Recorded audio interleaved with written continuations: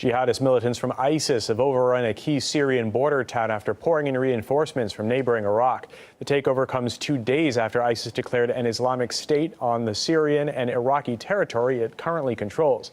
This unverified video apparently shows militants parading tanks and other combat vehicles around eastern Syria. The rapid ISIS advance comes on the heels of Washington releasing $500 million in military support to Syria's opposition, a move that stoked fresh fears the U.S. is actually aiding jihadists. Investigative journalist Matt Carr says the U.S. helped bring about ISIS militants in the first place.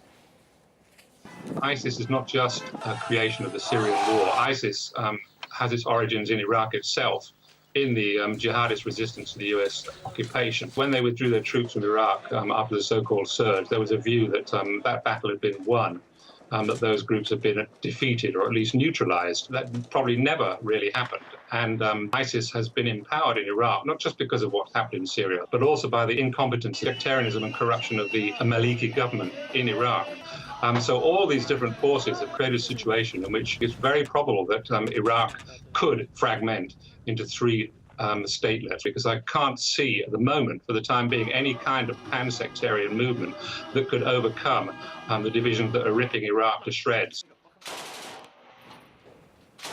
Leader of ISIS urging Muslims worldwide to come to Iraq and Syria to help build an Islamic State there. In an audio message, Abu Bakr al-Baghdadi vowed to lead the fight, quote, until Rome is conquered. This map reveals ISIS ambitions to take over more than a dozen countries in the name of jihad. The proposed Islamic State would span from Asia across the Middle East, North Africa, even into Europe.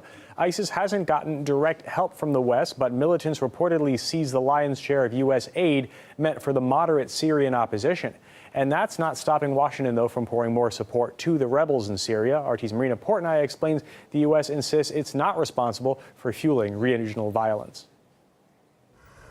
All over the Arab world, America has left behind its military footprint. I believe America is exceptional, in part because we have shown a willingness through the sacrifice of blood and treasure to stand up not only for our own narrow self-interest, but for the interests of all.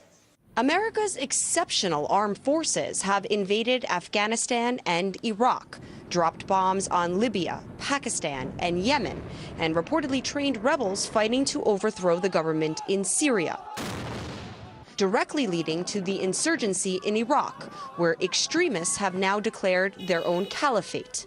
It's not enough to just say that we are exceptional one way or the other. The reason we can point to American exceptionalism is because we've done exceptional things. And we do exceptional things. And we have to live up to that standard. But time and time again, Washington's eagerness to involve itself in foreign conflicts has fueled sectarian divisions, creating an exceptionally dangerous circumstance.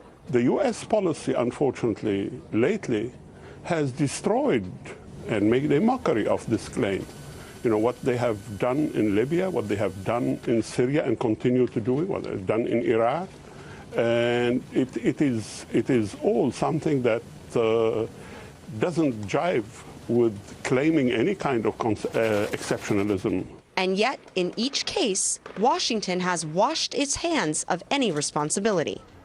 The United States of America is not responsible for what happened in Libya, nor is it responsible for what is happening in Iraq today.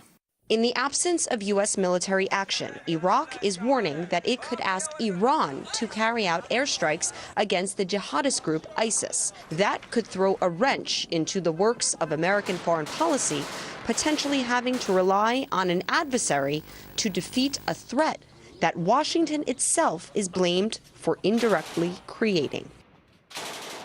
Marina Portnaya, RT.